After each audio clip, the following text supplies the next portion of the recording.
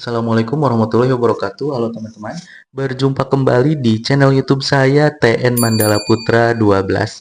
Tempatnya informasi perbankan dan produk keuangan lainnya. Nah, bagi teman-teman yang baru bergabung ataupun nonton di channel ini, teman-teman bisa mengaktifkan notifikasi loncengnya dengan cara like, komen, dan subscribe channel ini agar teman-teman tidak ketinggalan informasi penting lainnya seputar perbankan dan keuangan lainnya.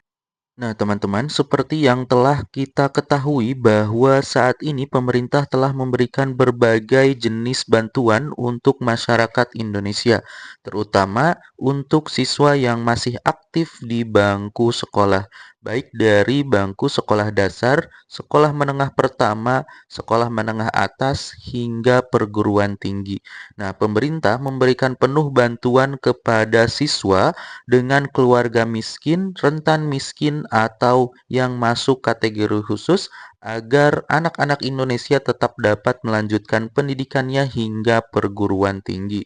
Program Indonesia Pintar ini atau PIP adalah bantuan tunai pendidikan dari pemerintah yang ditujukan kepada siswa dari keluarga miskin, rentan miskin, atau yang masuk kategori khusus. Nah, tujuan dari bantuan Bansos PIP ini yaitu tujuan utamanya adalah memastikan siswa tetap melanjutkan pendidikan tanpa terbebani oleh kekurangan biaya.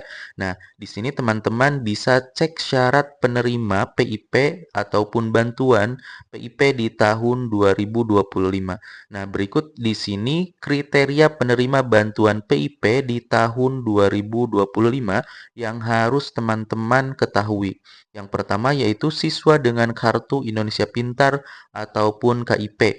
Nah, kartu KIP ini dapat dimiliki oleh siswa yang memiliki KIP secara otomatis menjadi prioritas penerima bantuan. Kemudian yang kedua berasal dari keluarga miskin ataupun rentan miskin.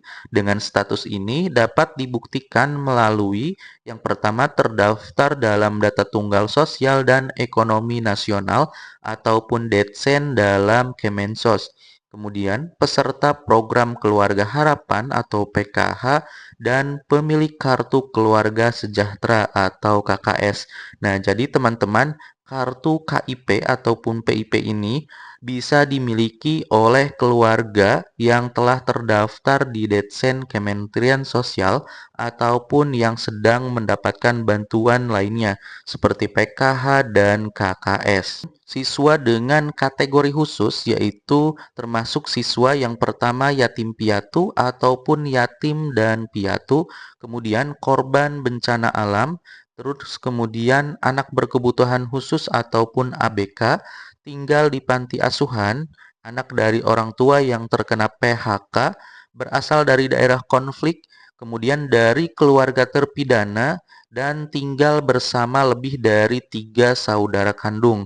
Kemudian siswa yang putus sekolah ataupun drop out yang ingin kembali belajar.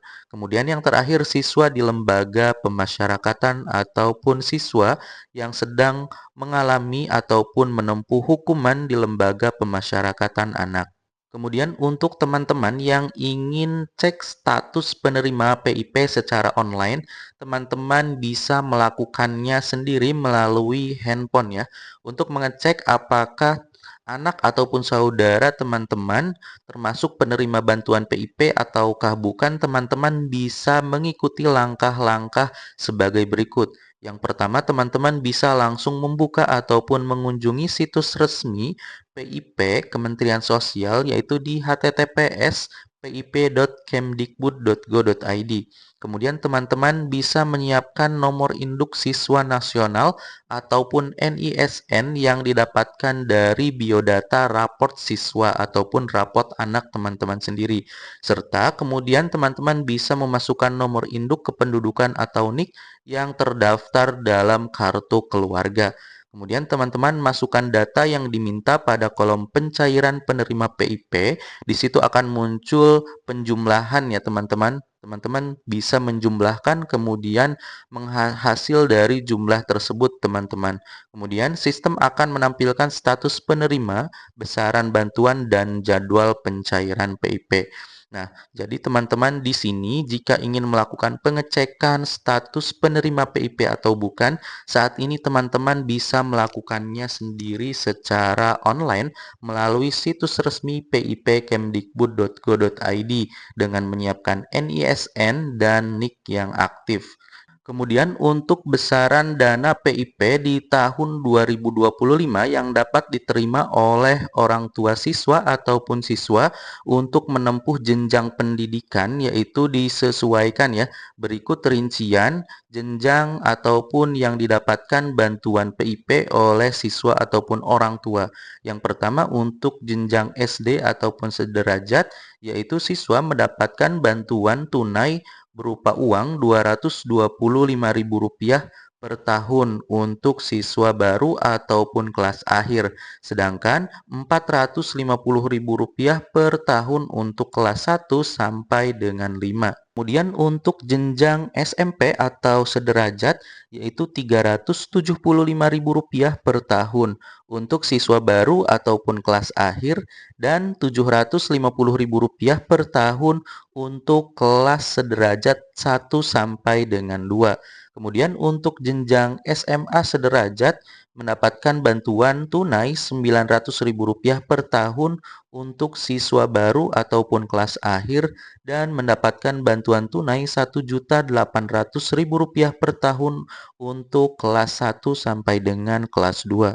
Tentunya dana ini dapat digunakan untuk keperluan pendidikan ya teman-teman, seperti membeli seragam sekolah, alat tulis, buku pelajaran, membayar transportasi hingga kebutuhan penunjang belajar lainnya. Nah, kesimpulannya teman-teman, pencairan PIP di bulan Juli 2025 merupakan kesempatan penting bagi anak ataupun siswa dari keluarga kurang mampu untuk tetap melanjutkan pendidikan hingga ke perguruan tinggi. Dengan memenuhi syarat yang ditetapkan dan memanfaatkan dana secara tepat, siswa bisa lebih fokus belajar tanpa terkendala dalam masalah biaya. Teman-teman juga jangan lupa untuk segera cek status penerima PIP secara online dan pantau jadwal pencairan bantuannya. Pastikan informasi ini juga disebarluaskan ke sesama orang tua atau wali murid yang membutuhkan.